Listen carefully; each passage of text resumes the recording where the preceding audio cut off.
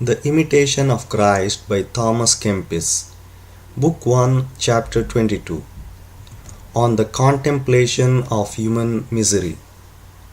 Thou art miserable whatsoever thou art, and whithersoever thou turnest, unless thou turn thee to God. Why art thou disquieted because it happeneth not to thee according to thy wishes and desires? Who is he that hath everything according to his will? Neither I, nor thou, nor any man upon the earth.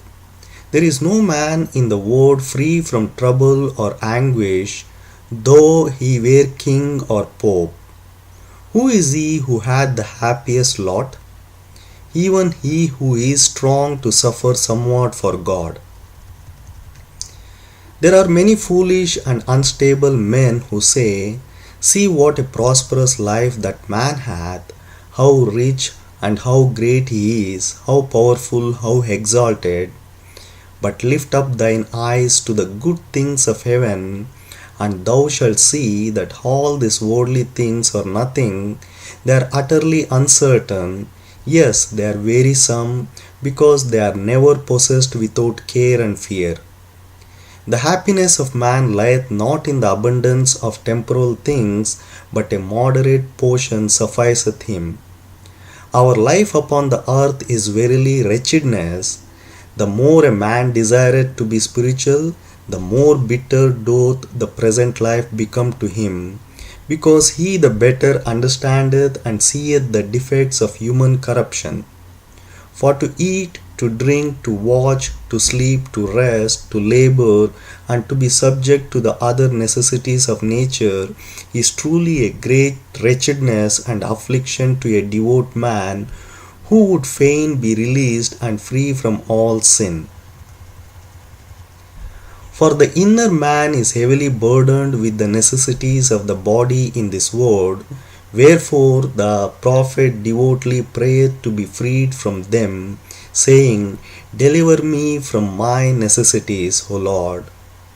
But woe to those who know not their own misery, and yet greater woe to those who love this miserable and corruptible life. For to such a degree do some cling to it, even though by laboring or begging they scarce procure what is necessary for subsistence, that if they might live here always, they would care nothing for the kingdom of God.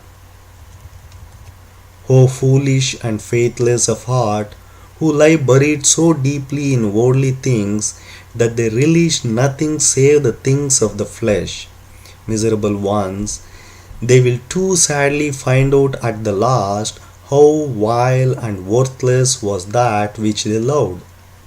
The saints of God and all loyal friends of Christ held as nothing the things which pleased the flesh, or those which flourished in this life, but their whole hope and affection aspired to the things which are above. Their whole desire was borne upwards to everlasting and invisible things, lest they should be drawn downwards by the love of things visible. Lose not, brother, thy loyal desire of progress to things spiritual. There is yet time, the hour is not past. Why wilt thou put off thy resolution? Arise, begin this very moment and say, Now is the time to do, now is the time to fight, now is the proper time for amendment. When thou art ill at ease and troubled, then is the time when thou art nearest unto blessing.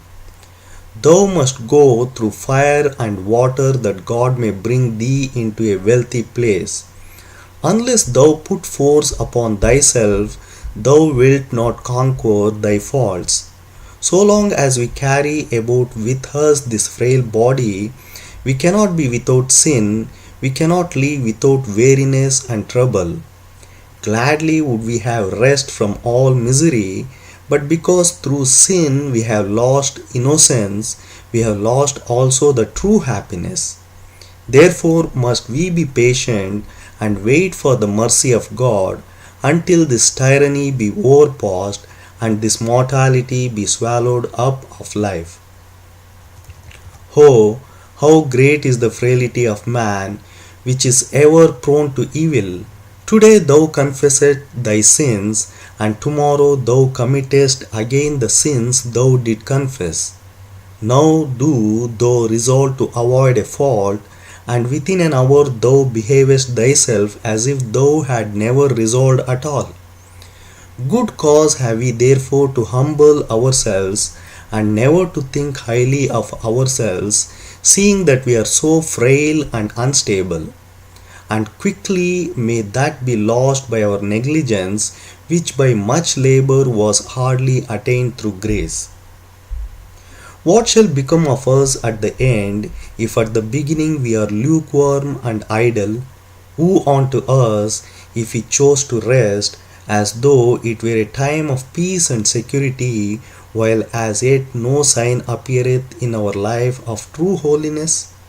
Rather, had we need that we might begin yet afresh, like good novices, to be instructed unto good living, if haply there might be hope of some future amendment and greater spiritual increase.